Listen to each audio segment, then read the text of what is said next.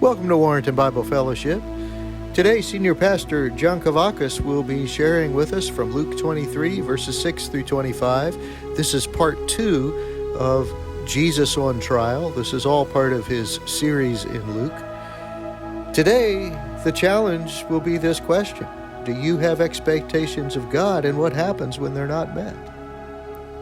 As usual, be sure to share this video, like, subscribe, do all of those things, hit the notifications button so you won't miss a thing. God bless you. I'd like you to turn to Luke chapter 23. We're going to be in verses 6 through 25.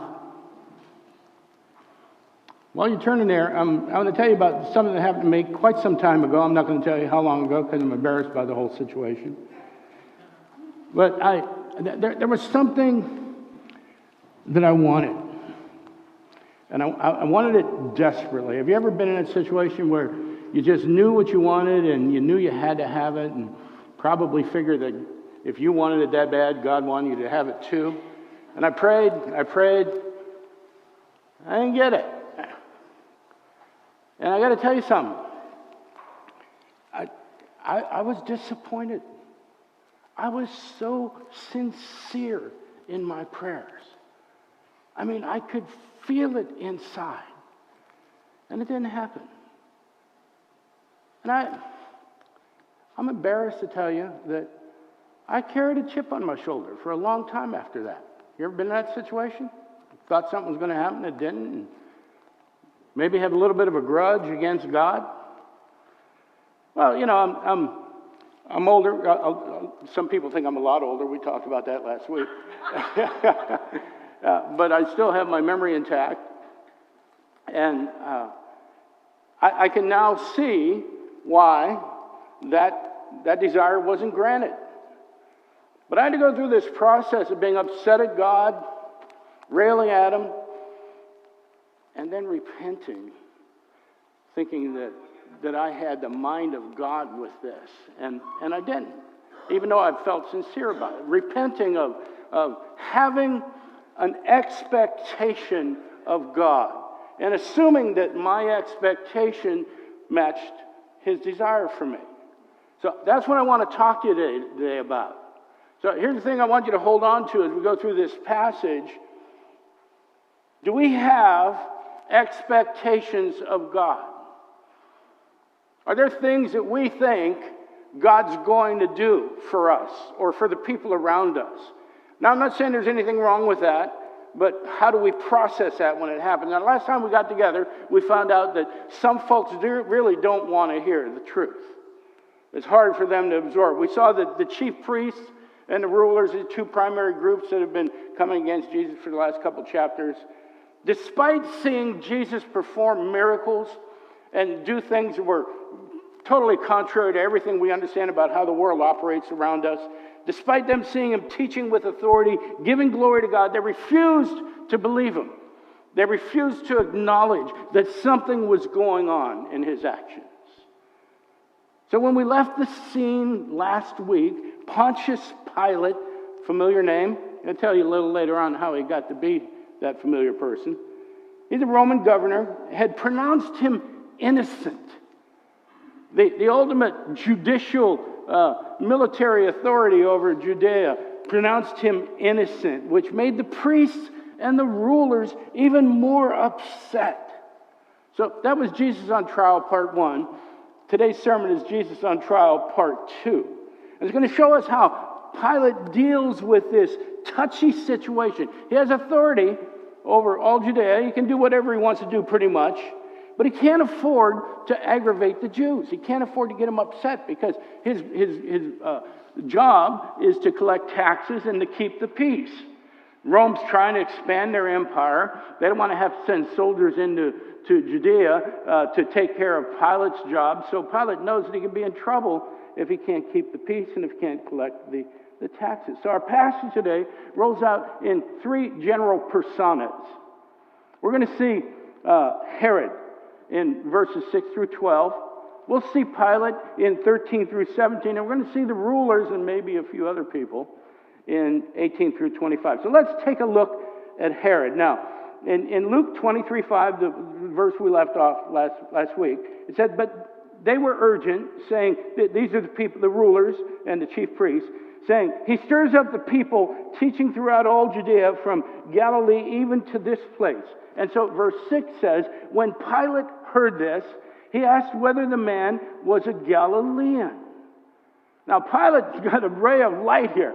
Oh, wait a minute. Is he from Galilee? Pilate's jurisdiction was Judea, down in the southern portion of Israel. You can see it on the map there, highlighted in red. Galilee was to the north. Those of you who are familiar with the geography of Israel, Samaria is in between. Galilee's up by the Sea of Galilee. And verse 7 says, and when he learned that he, Jesus, belonged to Herod's jurisdiction, he sent him over to Herod, who was himself in Jerusalem at the time. Now, Herod would be in Jerusalem because it's Passover. And everybody would, Herod would have a huge palace and there'd be a place for him to stay. He was an honored dignitary throughout Israel. So Herod's an interesting guy. But as we go through the New Testament, we see a lot of Herods. And it would be easy to think that they're all the same person. Now, the one we're talking about here is Herod Antipas. Okay? He's a son of Herod the Great. Now, Herod the Great came from a long line of rulers. The family ruled over Israel from 30 BC all the way to 100 AD. Herod's father, Antipater, became administrator over Judea, and eventually he did that by helping Julius Caesar fight a war down in Egypt. His son, Herod, was appointed governor over Galilee. He did a nice job. He was not a nice man. Caesar made him king over Israel, and that's when he became known as Herod the Great. So that's the Herod we see in Luke chapter 1 and in Acts 23. He's the one who wanted to find the baby Jesus and kill him when he found out that he was down in Bethlehem. So he had a lot of sons, and they had at least 10 wives, some of which he killed. Well, I don't know, John. Did he kill the wives or the sons? Yes. I mean, he killed anybody that he thought might be a threat to him. If the wife did something he didn't like, he'd have her crucified, have her head chopped off. If his sons did something, he had 3 of them that did kind of rise up and say, hey, Dad, we need to make some changes here. Boom, they're gone. So when he died, 3 of his sons took over special regions in Israel. We had Herod Archelaus. He ruled over Judea. Philip ruled over several small provinces to the north. And Herod Antipas got Galilee and Perea. Now, that's the Herod we're talking about in this passage. So we can see Herod Antipas in Luke 3, Luke 9, Luke 13, and Acts chapter 4. Now, the first son we talked about, Archelaus, was so terrible a person that the Jews revolted against him and asked Rome to send in a governor to oversee the area instead of one of Herod's sons. That governor was Pontius Pilate. That's how Pilate got in his position. Herod Antipas did well. He was not a good guy, though. He built 2 large cities, kept the peace with the Romans, just wasn't a good guy.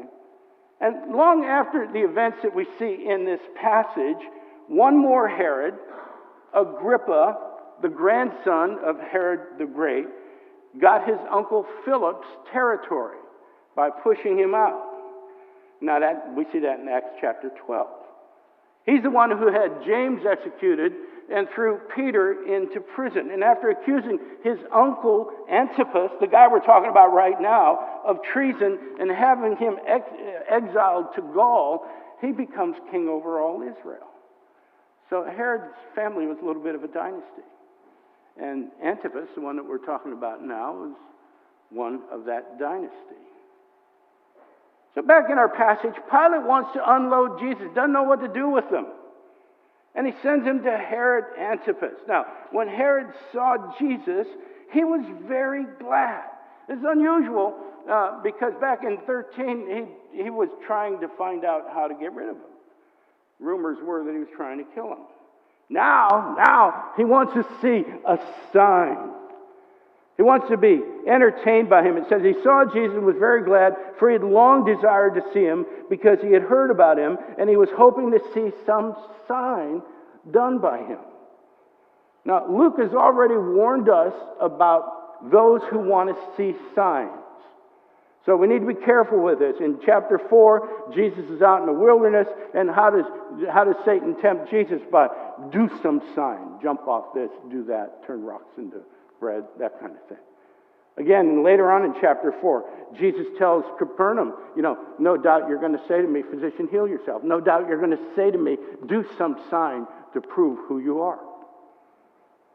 In chapter 11, the demons recognize that Jesus is the Son of God, but the people around him, they hear the demons say this, and the people around Jesus say, well, show us some sign. Show us some sign.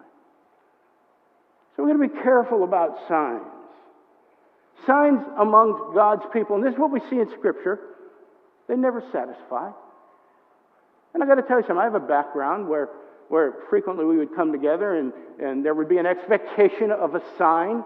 If the sign didn't show up, if some miracle didn't happen, if some manifestation didn't happen, everybody would go, well, the Holy Spirit just didn't show up today.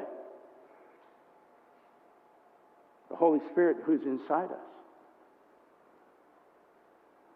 And what we found out was that no matter what sign occurred, everybody wanted to see another one. And then another one. And the group I was with would travel to see the signs. Jesus is up here. Jesus is down there. Brothers and sisters, signs never satisfy. They get us excited. They stroke our imagination. But they never satisfy. So Herod's waiting for this sign. In 9, so he questioned him at some length.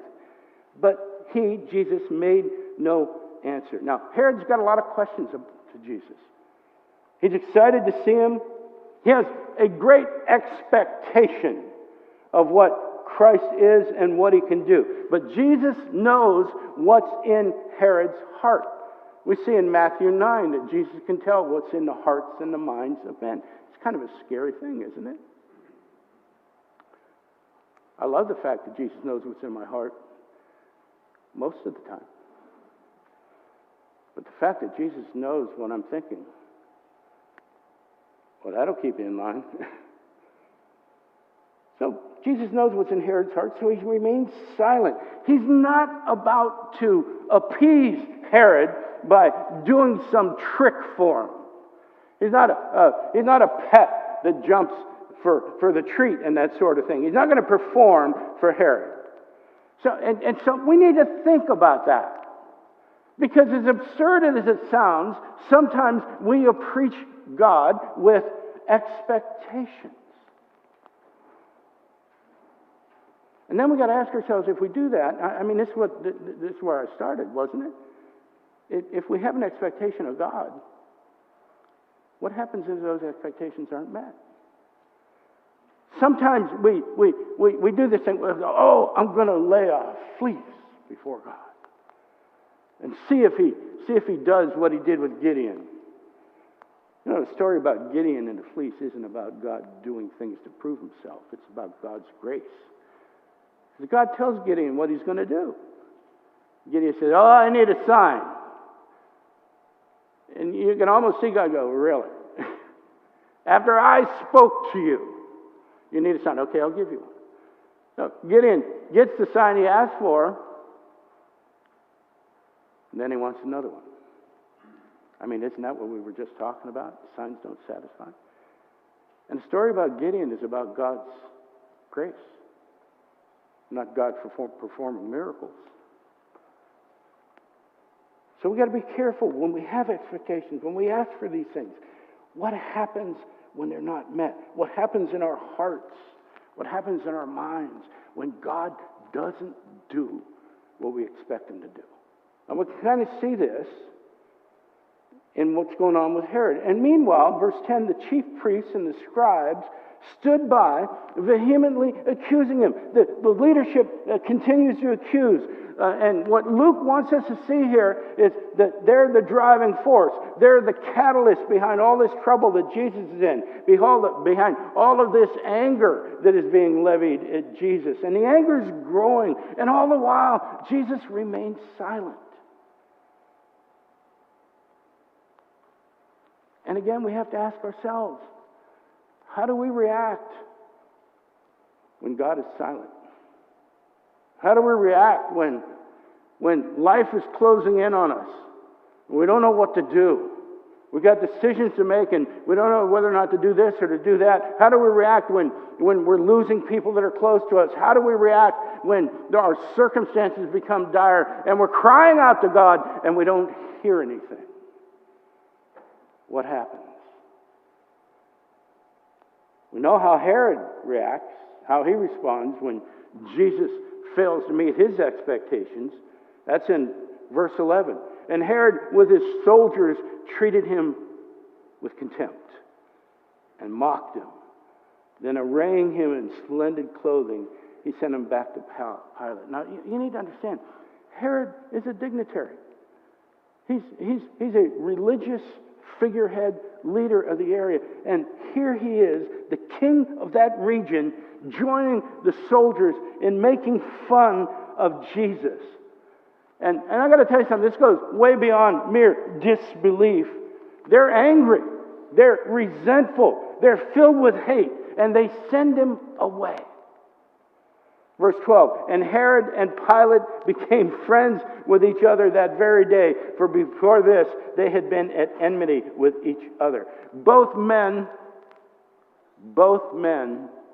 have declared Jesus innocent. And neither one of them wants to deal with the reality of who Jesus is. So they decide not to deal with him at all. Not going to do anything. And in their indecision, the two men who were enemies now become friends. And so, again, what Luke is trying to show us is that these men with authority here are complicit in Jesus' persecution. They know he's innocent, but neither one does anything to protect him. Neither one does anything to stand up for him. Oh, yeah, they mouth some words here and there, but they really don't do anything. And what we see is in that, they become bound together. And we see that we can be bound together with other people in doubt, in fear, even in anger. That's what these two decided to do, isn't it? Those of us who are believers are called to be bound together, not in fear, not in distrust, not in paranoia, but in love and mercy and forgiveness. And again, as we watch this roll out, what is God trying to show us? Well, I think the Spirit would be asking us right now, who are you bound to? And why are you bound to those people? What brings you together? We live in an environment where it's customary to just shout out at people that don't agree with us. It's customary to get angry at people that are doing things different than us. We argue over incredible stuff. Who's wearing a mask? Who's not wearing a mask? Who got a vaccine? Who didn't get a vaccine? Who won the election? And we get angrier and angrier and angrier, and there are people that are stoking their fires, and we feel bound to them. John, you got to listen to this guy. He's got the truth. He's not a believer. He's not telling me about the Bible. There's no aspect of the gospel in what he's saying. Why do I have to listen to him? Who are you bound to?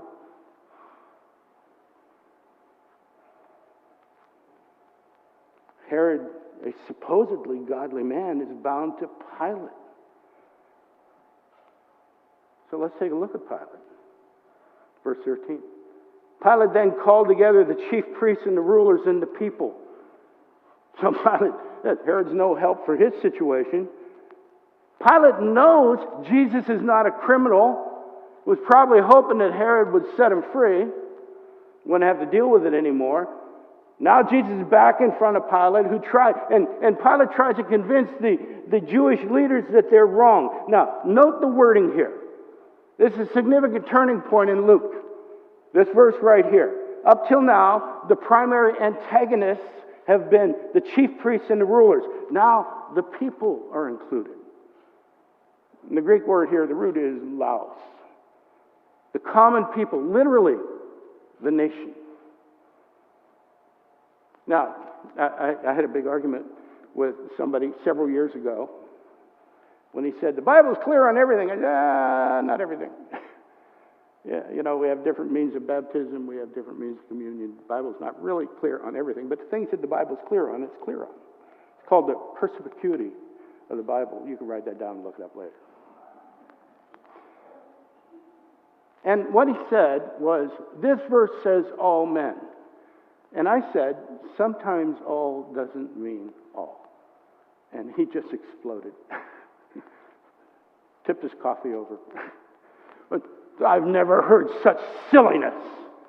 Yeah, well, sometimes, all men turned against Jesus. Yeah, well, there were some at the cross that didn't. There were some that were hiding in the shadows that didn't. It just meant most men.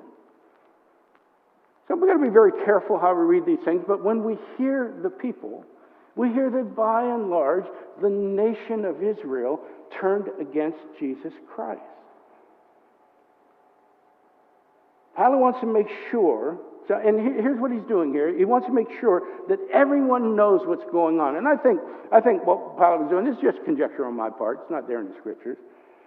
But he wants to inform the general population as to what's going on. Maybe they'll be on his side if he blows the whistle on the priests and the rulers. So look what he tells them. Verse 14, and he said to them, you brought me this man as one who was misleading the people.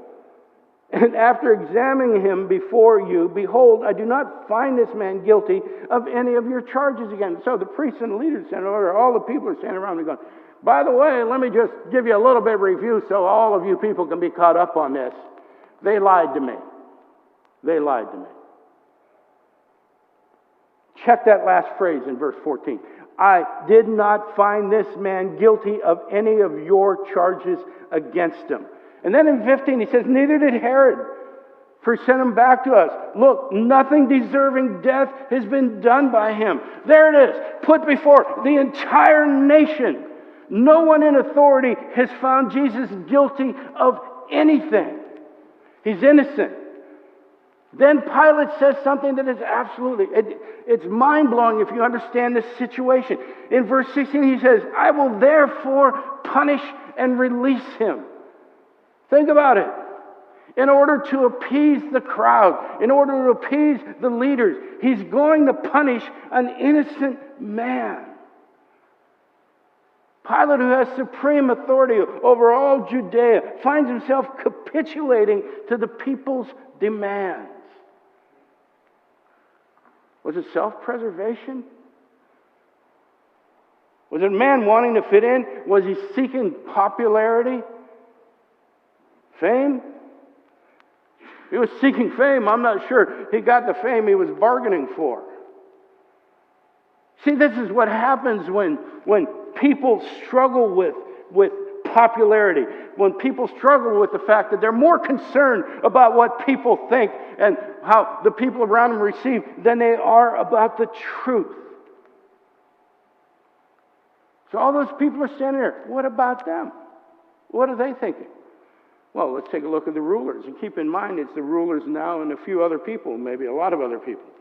Verse 18. But they all cried out together, away with this man, and release to us Barabbas. Who's that? Well, Matthew and Mark give us a little bit more detail. And Roman made a concession to the Jewish people during Passover. They would release one prisoner that was being held, whatever the people demanded. So look who the people release. Barabbas, verse 19. A man who had been thrown into prison for an insurrection started in the city and for murder. This is incredible. The people want Jesus, who's being accused of insurrection, but has been found innocent. They want him to stay in prison, and they want the Pilate to release a man who is actually guilty of insurrection. And not only that, but he's a murderer. He's already been found guilty. In verse 20, Pilate addressed him once more, desiring to release Jesus. Pilate's trying. He's trying. But they kept shouting, crucify him, crucify him. Now we've gone from, we need to have him in prison, we need you to do something to, we want him to die. And it's not just that they want him to die, they want him to die this incredibly horrible, terrifying, painful death. And a third time, verse 22, he said to them, "Why? What evil has he done? I found in him no guilt deserving death. I will therefore punish and release him." What is he talking about? I find no guilt in him. I'll punish him and release him. Verse 23, but they were urgent, demanding with loud cries that he should be crucified. And their voices prevailed. They prevailed. Look what happens. So, verse 24, Pilate decided that their demand should be granted. Verse 25, he released the man who had been thrown into prison for insurrection and murder, for whom they asked, but he delivered Jesus over to their will. Now, again, what Luke wants us to see is that Pilate is doing what he's been asked to do by these people. Ultimately, he accedes to the will of the crowd, to the will of the people. And at this point in Luke, reason, justice have gone out the window, and anger and misinformation have taken an incredible toll on the truth. So there's our three personas. We saw Herod asking God to do tricks for him and sending Jesus away, but saying even as he sends him away, saying that he's not guilty. We saw Pilate, who's trying to convince the people that this isn't right, and he's this powerful leader that doesn't seem to have any power at all unless the people are with him. Think about that for a minute. And we saw these rulers, supposed to be the spiritual heads of the country, totally denying Jesus Christ. Think about this for just a second. These men in authority were not godly men. Pilate was a Roman governor. Herod is supposed to be a godly man, claims to be a godly man, but never once demonstrates anything that can remotely be considered holy. Not speaking in scriptures. Apparently doesn't have any testimony. I'm sure he had the scrolls in his office, maybe. But there's nothing in him that sparks of being holy. But still, they were the leaders. Seemed that no matter how many times they declared the innocence of Jesus, at every turn there were more and more people who refused to believe it, and more people that insisted on more and more violent means of dealing with Jesus Christ, until nearly the whole nation demands a horrific death. These people got the whole nation swayed by feeding them misinformation, half-truths, and lies. It's incredible. And all of it happens because of a small group of people who themselves chose to ignore the evidence of their own eyes, the evidence of their own scriptures, in an effort to retain control. And all of it happened because when Jesus showed up on the scene, he didn't do what they expected him to do. He wasn't who they expected him to be. They wanted somebody that was going to defeat the Romans. They wanted somebody that was going to give them everything they had been waiting for so long. And Jesus came in. He comes in riding a donkey. Well, wait a minute. What's he doing on that donkey? I thought he'd be on a horse. We're going to have a war here, aren't we? Nope. Walks into Jerusalem. First thing he does is don't go over to Pilate's place and say, "You're an ungodly man and I'm here to move you out of place." He goes in and cleans up the temple. My goodness. Defied everybody's expectations. Could that ever happen today? Could we ever let the same thing happen to us? Their downfall began when Jesus failed to meet their expectations, failed to show that He was on their side. You know, there's an incredible moment in the book of Joshua where the angel of God, the warrior angel of God, shows up, and Joshua wants to know whose side they're on. He says, I'm not on anybody's side. I'm here for God. We can get in a lot of trouble thinking God's on our side, devoted to the same things we're devoted to, serves the same purpose we serve. See, because what happened to these people in the first century in Jerusalem was when their expectations failed to show up, they turned to murder and lies.